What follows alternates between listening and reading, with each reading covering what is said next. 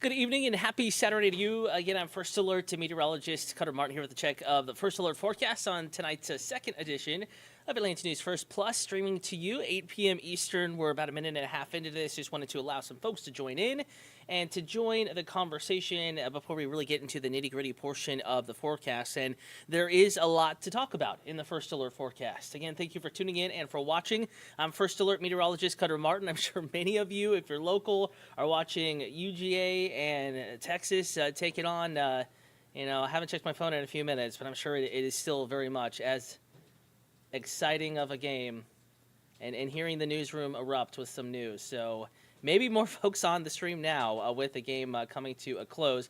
And speaking of football and football weather, it's chilly outside still, but want to get you thinking of Monday, Tuesday, and Wednesday, First Alert weather days. Round of rain Monday, round of rain Tuesday, and then much colder weather. That's the impact on your Wednesday. So once again, a pattern that we're kind of familiar with at this point. But then after the fact that the past couple of fronts have moved through pretty dry, this one will be much wetter. David Ramey or Ramey saying, what do you want to get almost the only video, please?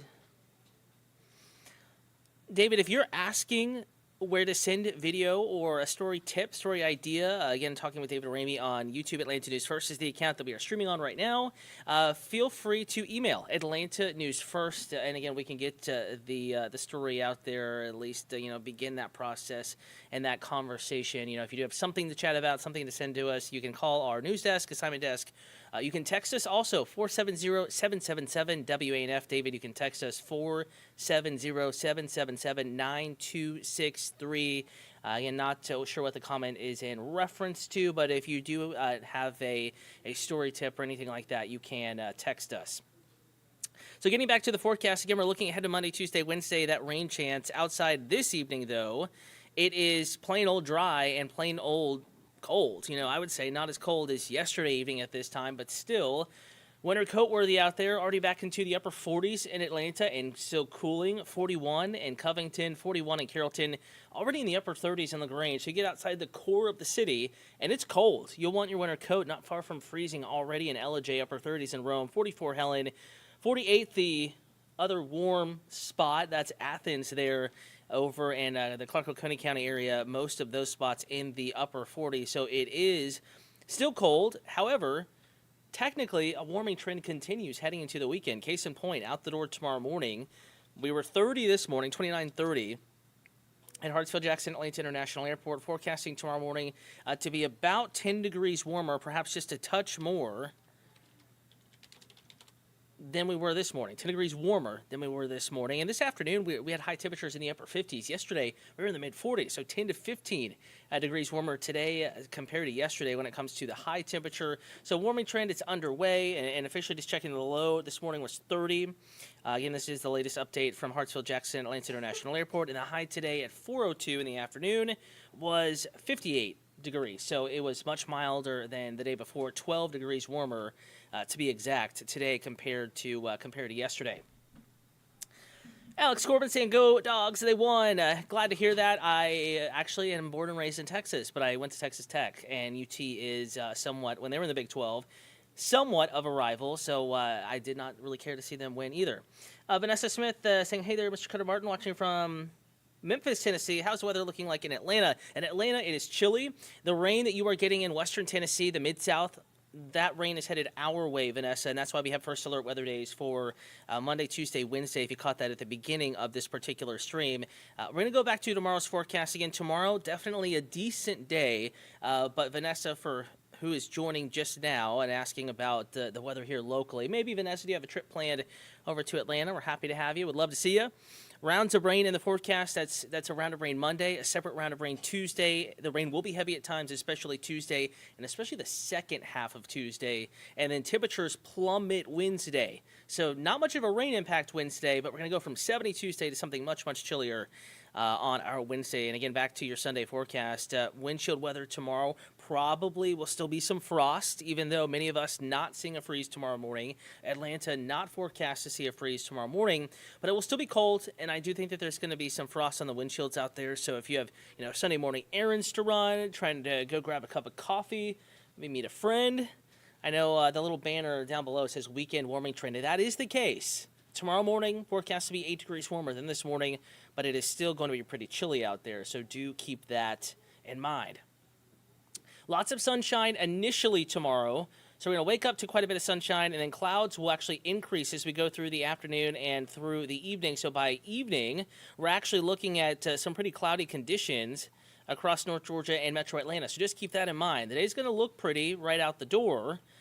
And then we're going to see those clouds increase. And I do think by evening we're looking at a mostly cloudy to perhaps overcast sky across North Georgia and Metro Atlanta with high temperatures tomorrow in the lower 60s. Again, today we were 58. Tomorrow forecasting 63 in Atlanta. That's a nice 5-degree jump in our temperature. 57 in Ellijay. Technically also that 63 is warmer than we should be for this time of year, with low to mid-60s common just a little bit further to the south. Again, if you're still streaming with us, thank you for tuning in and for watching. Going to go ahead and go hour by hour now. We're going to start Sunday and then head into Monday as we track active weather returning back into North Georgia. Starting this evening, 8 p.m. Saturday, not much going on. Here are some of those initial clouds moving in as we get into the wee hours of our Sunday morning, 5, 6, 7 a.m. Southwest side of the metro cloudier, northeast side clearer. And I think you're going to wake up to Gwinnett County, maybe a couple of clouds. If you're watching from Troup County or maybe Randolph County in Alabama, already going to wake up to quite a few clouds tomorrow morning, and those clouds will continue to build north and east. Here we are at noon. Temperatures, the vast majority of us in the mid to upper 50s with that mix of sun and clouds, initially just your high wispy clouds. And then as we get into the evening, we will continue to cool back down a little bit, though tomorrow evening will be warmer than this evening. Here we are, 7 p.m. 54. Meanwhile, today at 8, we're already back in the 40s. So, again, cloudier, gloomier looking, but warmer. So if you hate the cold, at least it'll feel a little bit more comfortable out there. And then we're going to be tracking rain moving in late Sunday night on into early Monday morning. In fact, I think many of us are going to wake up to rain on our Monday. So do keep that in mind. What weather's in the forecast? First alert weather day, wetter Monday.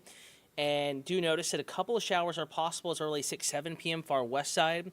More so 8, 9, 10 p.m. across the immediate metro. We have some damp weather building in. So Sunday will feature a little bit of wet weather, a little bit of rain. And then the rain really becomes widespread, especially north of I-20, wee hours of Monday morning. Drive time in Atlanta, 5, 6, 7 a.m., 8 a.m. too in the city. It is looking damp and chilly. The upper 40s to near 50. Keep in mind some of us were in the teens just a few mornings ago. So a big jump in temperature, but it comes with a cost, so to speak, and that cost is wet weather during the Monday morning commute. Some of this rain could linger into the afternoon, especially the southeast side of the metro, but compared to the morning, we'll go ahead and pause this, 4 p.m. when folks are starting to leave school, drive home from work, we're drier. There will be a nice break in the rain, it looks like. Still gloomy looking, probably still some drizzle, some sprinkles. But as far as the steady rain that really impacts the drive home and those plans, looking a little better Monday afternoon versus Monday morning. And then as we get into Monday night, Tuesday morning, again, could be a few showers, especially southeast side. I think Tuesday morning we're going to wake up to quite a bit of gloom. But overall, Tuesday morning looking a little bit drier. But watch what happens as we get deeper into the day Tuesday. Rain is going to return. It's mid-morning, around lunchtime and then on into the afternoon. We'll stop this at 2 p.m. Tuesday, and rain is knocking on Atlanta's doorstep. So the Monday morning drive looks pretty damp on the early end of things. And then for that second round of rain, Tuesday evening's commute actually looks a little bit more unsettled, rainier, and slower compared to the morning.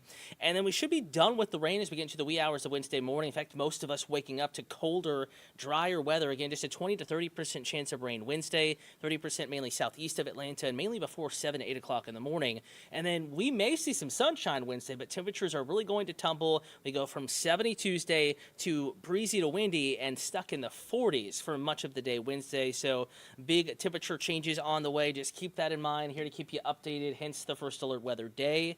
And we will continue to keep you updated. ANF+ streams like this one over the next few days and to the first alert weather app. But for now, going to shift it on over, leave you with a look at the 7-day forecast. Enjoy Lim Nakrin with today's latest news headlines. Joy. All right, let me I'm going to switch spots with you so we can click on some of these headlines over here. So thanks so much, Cutter. Look at that 7 day. It's gonna what we're going through now is gonna pay off. Okay, so taking us to some of the top stories that we're following right now. There's an investigation underway, and tributes are also pouring in tonight after the death of a celebrated figure in Atlanta's film community.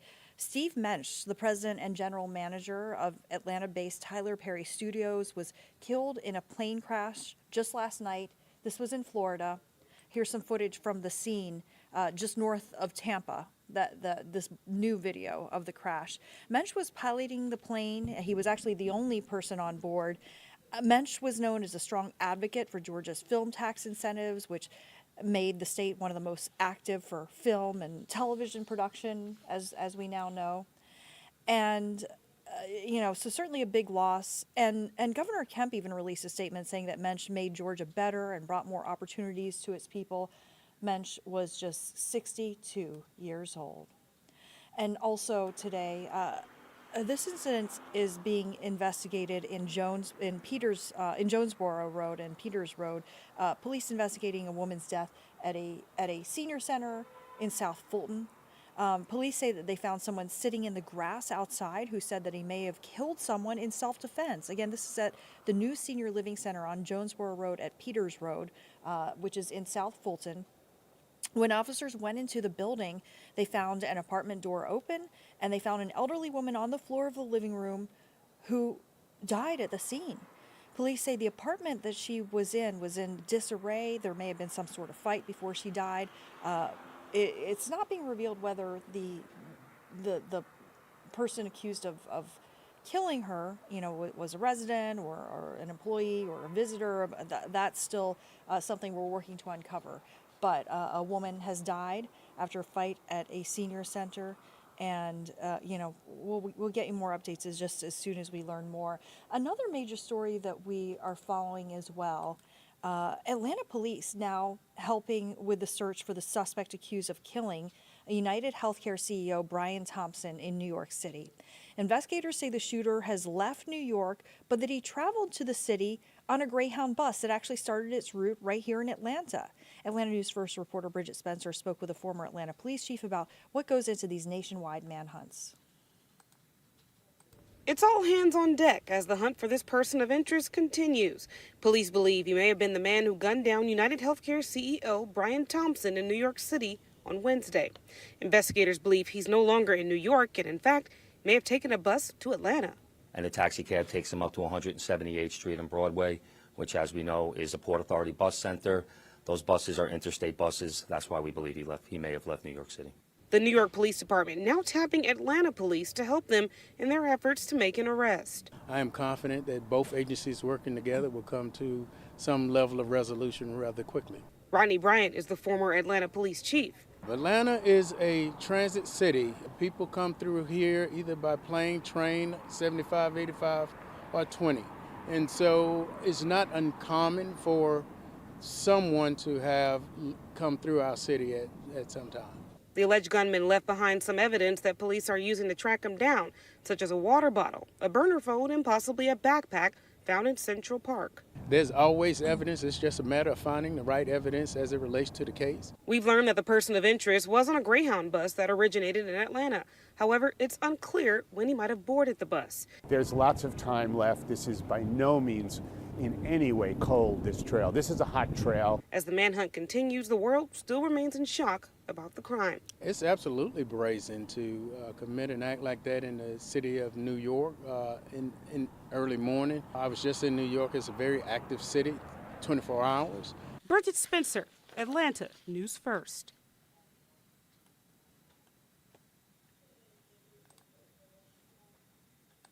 And this is bringing really a big shock and a lot of grief to the volleyball community. A teenage volleyball player is dead after she collapsed during practice. It happened Thursday night at the Tracy Wyatt Recreation Complex in College Park. 15-year-old Amanda Sylvester was running a warm-up when she fell to the floor. Emergency workers arrived quickly, stabilized Sylvester, and called for an ambulance from Grady Memorial Hospital. But But Sylvester's coach says that several calls for an ambulance were made, but they waited for more than an hour before actually taking their own action. Let's listen. It's unacceptable. It's unacceptable. We have precious lives in our hands. We're responsible for these precious lives. We have to have a better networking system that protect these kids. Well, Sylvester's mother eventually drove her daughter to Children's Healthcare of Atlanta herself, but Sylvester later died of cardiac arrest. Let's talk about Spelman and Morehouse colleges because they are holding free Christmas Carol concerts this weekend. The first concert was just last night. Tonight's concert started at 7:30 at Spelman's Sisters Chapel, starting at, again, 7:30. Tomorrow's is at Morehouse's MLK Junior International Chapel at 6 p.m. and doors open an hour before the concerts. This is the 98th year that the schools have performed Some Holiday Cheer for free. You can also watch the concerts on a live stream. And, of course, you're watching us on a live stream, but I want to let you know we're going to have more on all of these top stories on our news at 10 o'clock on Peachtree TV and then after the game on WANF. Thanks for joining us. If you haven't done so yet, please download our free app to get updates sent right to your phone.